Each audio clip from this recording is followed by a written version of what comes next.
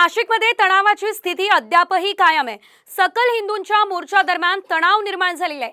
दोन्ही गटांकडून दगडफेक सुद्धा झालेली आहे आणि यानंतर पोलिसांनी जमावाला पांगवण्यासाठी अश्रुधुराचा मारा केलाय।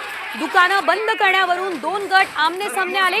आंदोलनकर्त्यांनी घोषणाबाजी केलेली आहे, दुकानांची तोडफोड केली आहे, वाहनं सुद्धा फोडलेली आहेत। अनेक ठिकाणी दगडफेक सुद्धा करण्यात आलेली आहे। बांगलादेशातील हिंदूंवर झालेल्या हिंसाचाराचा निषेध करण्यासाठी सकल हिंदू समाजाने आज नाशिक बंदची हाक दिली आणि या दरम्यान ही दंगल उसळली।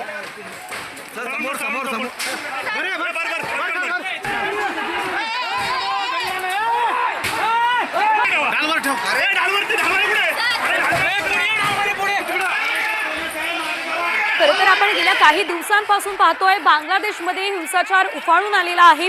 बांगलादेशात हिंदूंवरती अत्याचार केले जात आहेत, मंदिरांची सुद्धा तोडफोड करण्यात आलेली आहे आणि याचाच निषेध करण्यासाठी आज नाशिक बंदची हाक देण्यात आलेली होती। मात्र सकल हिंदू समाजाच्या या मोर्चा दरम्यानच हा तणाव जो आहे तो निर्माण झालेला आहे।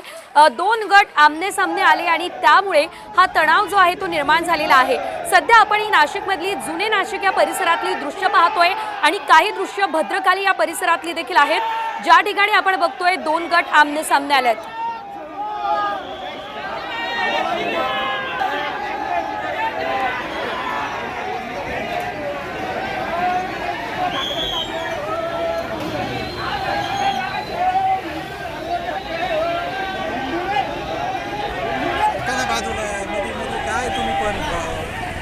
एका साईडला पटकन होऊन जायचं। तर सध्या नाशिकमधली नेमकी काय परिस्थिती आहे या संदर्भात आढावा घेतलाय आमचे प्रतिनिधी तबरेज शेख यांनी। पाहूयात। सकल हिंदू समाजाच्या वतीने नाशिक जिल्हा बंदची घोषणा देण्यात आलेली होती, मात्र हे बंदला आता हिंसाक लागलेला आहे। आपण बघू शकतोय का जुन्या नाशिक परिसरात दोन गट समोर आलेले आहे। मोठ्या प्रमाणात या ठिकाणी दगडफेक झालेली आहे। आपण बघू शकतोय का मोठ्या प्रमाणात या ठिकाणी पोलीस देखील दाखल झालेला आहे। आपण या ठिकाणी दगडांचा खच बघू शकतोय। मोठ्या प्रमाणात या ठिकाणी दोन गट समोर आले आणि त्या ठिकाणी दगडफेक झालेली आहे, गाड्यांची तोडफोड देखील करण्यात आलेली आहे। बांगलादेशमध्ये हिंदूवर होणाऱ्या अत्याचाराच्या विरोधात आज सकल हिंदू समाजाच्या वतीने नाशिक जिल्हा बंदची घोषणा देण्यात आलेली होती आणि त्या दरम्यान दोन गट या ठिकाणी समोर आले आहे। पोलिसांनी या ठिकाणी सौम्य लाठीचार्ज देखील केलेला आहे। आशुधोराचे नळ्या देखील नरकांड्या देखील या ठिकाणी फोडलेल्या आहे आणि या ठिकाणी मोठ्या संख्येने या ठिकाणी पोलीस बल तैनात करण्यात आलेला आहे। आपण बघू शकतो की संपूर्ण परिसरात दगडांचा खच या ठिकाणी पडलेला आहे आणि आता संपूर्ण नाशिकमध्ये तणावाची स्थिती निर्माण झालेली आहे। एकूणच आपण बघू शकतोय मोठ्या प्रमाणात या ठिकाणी दगडफेक झालेली आहे। दोन गट समोर आलेले होते आणि पोलिसांनी आचूकचे नरकांड्या देखील फोडलेले आहेत। त्यामुळे हे जे माप होते ते माप आता निवडलेलं आहे। एकूणच आपण बघू शकतो या ठिकाणी डीसीपी स्वतः या ठिकाणी हजर आहे। सर, काय घटना झालेली होती? सध्या शांत आहे परिस्थिती। एकूणच आपण बघू शकतोय या ठिकाणी मोठ्या प्रमाणात आता पोलीस फोर्स पाठा यायला सुरुवात झालेली आहे। दोन गट समोर आलेले होते आणि त्यामुळे या संपूर्ण परिसरात तणावाची परिस्थिती निर्माण झालेली होती। मात्र आता पोलीस या ठिकाणी दाखल झाल्याने आता या ठिकाणी तणावपूर्ण शांतता या ठिकाणी बघायला मिळत आहे। तबरेज शेख, साम टीव्ही न्यूज, नाशिक।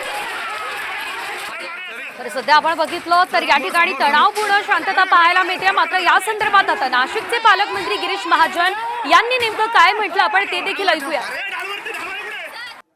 नाशिकमध्ये सुद्धा असाच बंद पुकारलेला असताना काही ठिकाणी शाब्दिक बोलाचाली झाल्यात, त्यातून किरकोळ दगडफेकीचे प्रकार त्या ठिकाणी झालेले आहेत की त्या संदर्भामध्ये कुठले पोलीस कमिशनर आहेत त्यांच्याशी संपर्कात आहे, जिल्हाधिकारी त्यांच्याशी संपर्कात आहे। आपसामध्ये तणाव निर्माण होता कामा नये आणि म्हणून आपण सर्वांनी शांतता ठेवावी असं आवाहन सर्वांना या ठिकाणी करतो।